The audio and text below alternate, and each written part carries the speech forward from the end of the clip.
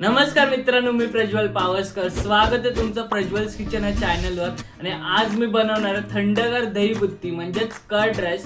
चला तर आपण आपल्या आजच्या रेसिपीला सुरुवात करूया. सगळ्यात पहिल्यांदा 1 कप तांदूळ स्वच्छ पाण्यात 2 ते 3 वेळा धुवून घेऊया. त्याच्यानंतर थोडं पाणी घालून तांदूळ 15 ते 20 मिनिटांसाठी भिजत ठेवूया. 20 मिनिटं पूर्ण झालेले आहेत आणि तुम्ही बघू शकता हे तांदूळ व्यवस्थित भिजलेत. आपण आता हे तांदूळ कुकरच्या भांड्यात ट्रान्सफर करूया आणि ह्याच्यात 3 कप पाणी घालूया. पाणी घातल्यानंतर आपण ह्याच्यात अर्धा चमचा मीठ घालूया आणि कुकरचं झाकण लावून याला 3 ते 4 शिट्ट्या काढून घेऊया. तुम्ही बघू शकता हा भात व्यवस्थित शिजला आहे. आपण आता हा भात एका बाउल मध्ये ट्रान्सफर करूया. भात गरम आहे तोपर्यंतच आपण ह्याला व्यवस्थित मॅश करून घेऊया.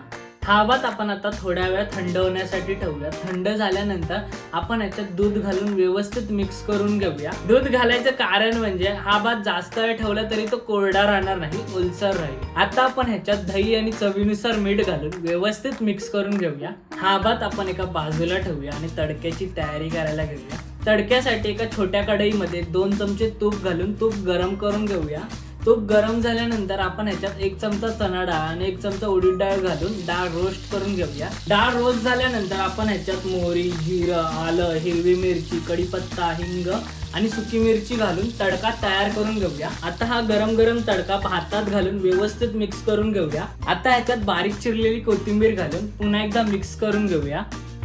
हा भात आपण आता थोड्या वेळासाठी फ्रीज मध्ये ठेवूया. तर फायनली चमचमीत आणि हलकी फुलकी दही बुत्ती किंवा कर्ड राईस तयार झाला आहे. आपण आता ह्याची प्लेटिंग करायला घेऊया. आपण ह्याच्यासोबत आंब्याचं लोणचं आणि पापड सर्व करणार आहोत आणि गार्निश साठी वरतून थोडं डाळिंब टाकूया.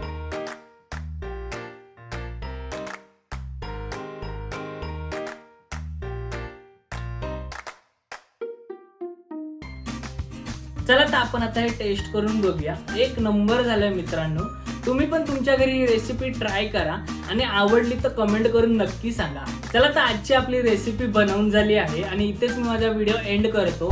तोपर्यंत तुम्ही या व्हिडिओला लाईक करा, शेअर करा आणि या चॅनलला सबस्क्राईब करा. आपण भेटू पुढे दुसऱ्या रेसिपी सोबत. तोपर्यंत बाय.